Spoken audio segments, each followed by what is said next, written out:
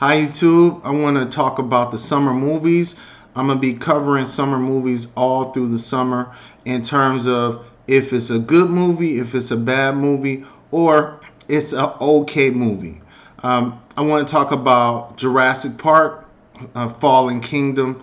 I saw that tonight, and I would say I'm not going to give any spoilers. I don't want people to know exactly what's going to happen through this video. I hate spoilers myself. When I click on a video, I don't want nobody to tell me the end. I'm not going to do that. I just want to talk about what I felt watching the movie and what I thought about it honestly, whether it's worth seeing. Just a regular conversation. Well, the Jurassic World Fallen Kingdom is a lot different story-wise than Jurassic World.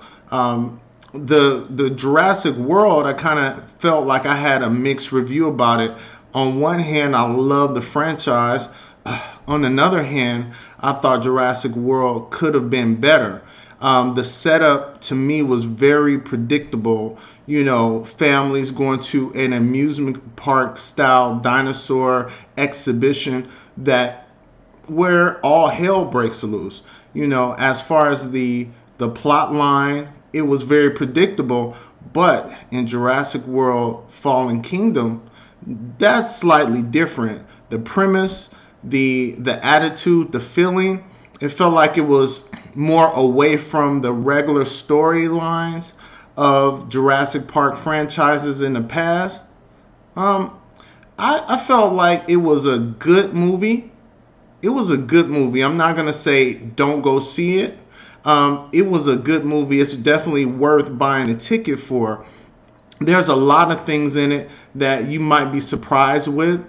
But what I was mainly surprised was this is probably the most action-packed Jurassic series, Jurassic movie out of the whole series. Usually, Jurassic Park movies, they kind of go really slow, and then they get to a part where the action happened towards the end. But I felt like this was more non-stop action throughout the whole movie. The storyline was a little tighter and unexpected than the previous movie. I thought the performances of Chris Pratt, he was very reserved. He wasn't as out there and funny as the first one, but he did play his role as a hero. When everything comes together, you'll see what I'm talking about. Let me know what you think about it. It is a good movie. Go see it.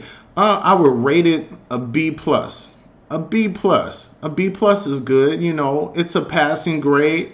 It's not an A+. It's not an A-, but I do feel like it was worth the ticket, and that's what you want to go. You want to go with an objective opinion. You want to feel like you're spending your $14 or $18 or $20, depending on how you see it. 3D. I saw it in standard. I don't really like 3D. Messes with my eyes, but I definitely enjoyed the movie. I can't tell you too much plot points because it has so much action and it has so much. I would say it had a lot of intrigue, more than the other movies as well. I think the writing was better than the last one, and really because unpredictability is what I'm looking for when I watch a movie. Let's see, the acting was good. You had some new fresh faces in there that became kind of like the comedy relief. Other than Chris Pratt, you had some different type of dinosaurs that you normally don't see in the franchise as well, which I was very surprised with. A lot of the CG was lacking. Now, that's surprising because they usually put a lot of money into these movies, but it was certain things I noticed that looked very Sci-Fi Channel. And I mean, no disrespect, but it was certain things that you could tell it took a lot of the screen, but a lot of the things that you might see look kind of fake. And I definitely think they didn't have a lot of time to go back and do reshoots. But overall, go see the movie. You'll enjoy it. It's one of the summer movies that I'm sure you're going to see a lot like me. The next movie I want to talk about is a great movie. I was surprised how good it was. I actually want to see it again. And it was actually Incredibles, The Incredibles 2, about the family of superheroes that have now been banned in terms of using their superpowers publicly. So a lot of things take place. A lot of the storyline was good. The actual progression of the story from 14 years ago. It's been 14 years since the original. You have voices like Samuel L. Jackson. You know, you have Holly Hunter. No, that's a porn star. Sorry. Well, I'll be damned. Her name is Holly Hunter. Academy Award winner Holly Hunter. You have Craig Nelson. Craig Nelson was the star of Coach. A lot of good voices in this film. I mean, you had. It was funny. I mean, it really was. My favorite was the baby. I mean, the baby throughout the whole movie was cool and funny, and it was a good film. I was surprised by how many adults was in the movie. It was mostly adults. I expected to see kids, a lot of kids. It wasn't that many kids. It was a lot of adults, ranging from 20 to 80. It was a lot of age demographics in that movie. That movie's gonna make a lot of money. It really is. It picked up where it left off last time. However, it had a lot of new twists. It had a female taking the lead as the head of the family. You had the husband at home, a stay-at-home dad, basically taking care of all the super kids. And you know, there were some surprises that even the mom doesn't know about. As far as the villain is pretty cool what they did with the idea and what they did with the whole premise. The plot was good. I would say this movie, I would have to give it an A+ because there's not too many movies that I would want to see twice. I definitely think you should go out and check it out if you haven't. I'm sure that you have, you know, if it came out last week. So definitely, if you haven't seen the movie, it's a great movie. Take your family, take your friends. And it's a movie that you're going to want to see more than once. It's not a movie that you'll be like, oh, this is okay, this is all right. It felt full. It felt rich. It felt like it was a instant classic movie. And they didn't do anything more innovative than they did 14 years ago when Pixar first came out with the first Incredibles. But the first Incredibles was groundbreaking because of the way the actual development of computer cartoon style movies came about, you know, in the tradition of Toy Story and all of those great films, Shrek, you know, things like that. But this had its own flavor, and people love superheroes. People love cartoons. They put it together. You know, people love technology, computers, so they put it all together, and it's like a recipe for magic. You know, you have an A+ movie. It really is. You're gonna enjoy it. You know, you might want to take some food into the movies because it's expensive. I'm a little pissed off at Archlight because Archlight does not sell nachos. I mean, ever since I was little, I had a tradition of getting a hot dog, a soda, getting nachos with jalapenos and extra cheese. You know, I gotta do that. I don't care if I'm working out. I don't care if I'm on a diet. I don't care. When I go to the movies, it's like my thing. But they didn't have nachos. They make the hot dog for you. Like, I don't want you touching my hot dog. I don't want you. I like mustard on the bottom, mustard on the top, ketchup, and relish. You know, so I don't want people touching it, then touching the register. It's kind of weird. It's like I'm grown. I had to make the lady actually give me the mustard. Like they didn't want to give up the mustard. Like y'all want to save that much on condiments? Really? Come on. So I mean, Archlight is cool though, because I will say that Edwards Theater, AMC, I don't normally get popcorn, but they had the best popcorn at Archlight. It was like, okay, I can deal with not having nachos. So definitely go check the movie out. It's a great film.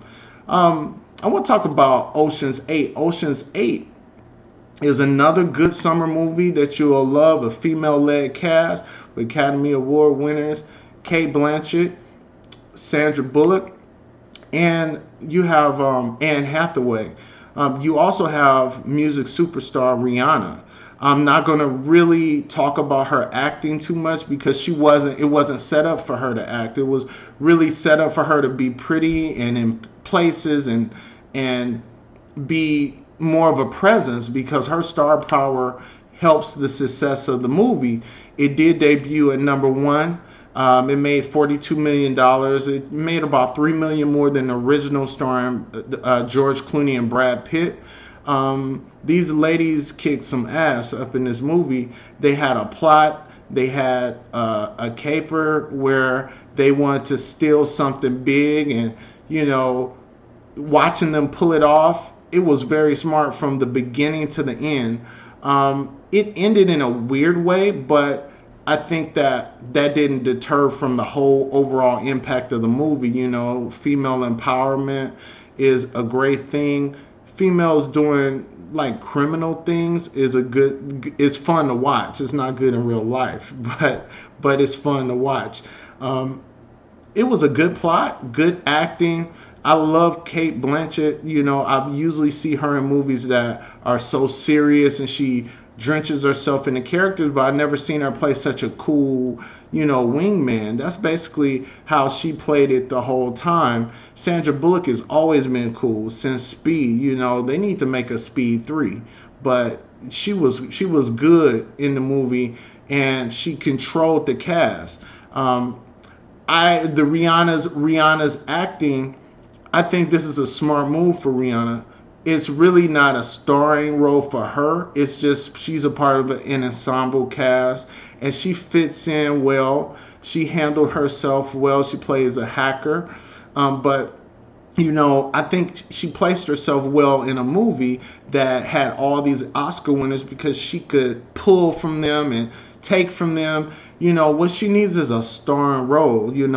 Like Lady Gaga is in The Star is Born remake for the third time, but she needs a movie where she is leading the charge, something special where she can not be considered as Rihanna. I think she could do it.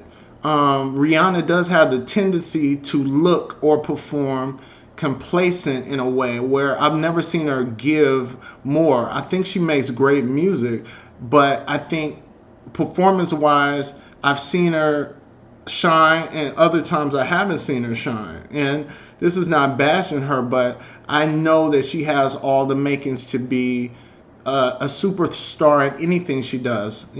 So I would give this movie a B+. It was a B+ because there's room to grow. You're going to have Ocean's 9, Ocean's 10, I think they should have had more of the other characters from the other series, the male version of it, make appearances like Ghostbusters. The all-female version of Ghostbusters had a lot of the actors that were in the original Ghostbusters, and it added for nostalgia, It added for more of accepting of the new generation of this version of this movie. And I think it had style. I think it had a lot of coolness. And, it's a movie that guys would enjoy, not just a women-led movie that only women would want to see. They tough. They're not playing. They're not about, just getting dressed up and going out, and they're not. No, they're serious about what they're trying to do, and some of them do it for fun because they're good at it, and you're gonna see how good they are in it. So out of the summer movies, you got, the ones I talked about. You got Jurassic World, Fallen Kingdom, and then you got Incredibles 2. You also have the great franchise called Ocean's 8, starring Sandra Bullock. I would say go see all of these movies. You're gonna thoroughly enjoy. But surprisingly, the best one I've seen so far is Incredibles 2. It matches the name. And let me know how you feel. Let me know if you like the movies, if you agree with me, or you thought I should have rated some of the movies better, or worse. Maybe you didn't like the movie. You let me know. Hit me up. Thank you for watching. My website is scareofthelight.com. I have a book that I wrote called Scared of Light. It's a series, a fiction fantasy series. Check it out. You'll enjoy it. If you like Harry Potter, if you like Maze Runner, if you like Twilight, all of those movies are in common, but this movie has a lot of diversity in it, if you know what I mean. So go check it out. You can catch it on Amazon. You can get it on barnesandnoble.com and other outlets as well. The links are on my site again, scareofthelight.com. Follow me also on Instagram, Facebook, and Twitter. You can search me under Scare of the Light book, or Darrell Harper. You'll see all those links posted on this video. And thank you so much for watching. What else I want to tell you? There'll be more movies that I'm going to talk about, I'm going to review, but I'll never have spoilers. All right, thank you so much. Appreciate you. Peace. Oh, subscribe.